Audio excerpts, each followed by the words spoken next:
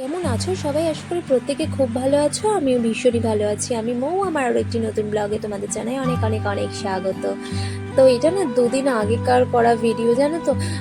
আসলে বিভিন্ন কারণে না মানে এডিট করা হচ্ছিল না, তো ভিডিও পোস্টও করতে পারছিলাম না সেই জন্য। তো যাই হোক, সেদিন না চিকেন এনেছিল।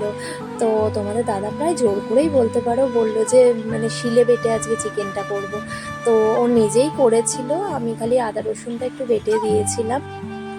তো মানে কি বলবো, মানে সেমভাবে কিন্তু আমি মিক্সিতে মশলা বেটে করি, কিন্তু এরম স্বাদ মানে কোনোভাবেই হয় না। এত অপূর্ব খেতে হয়েছিল সত্যি কথা। এখন তো শিলে বেটে রান্না প্রায় উঠেই গেছে, তাই না? মানে ব্যস্ততার জীবনে আর হয়ে ওঠে না আমি যে শিলে বেটে রান্না করব।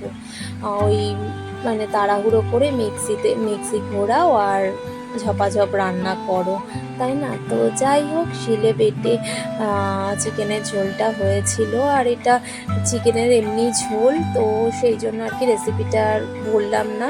এই এই রান্না তো সবার বাড়িতেই হয়।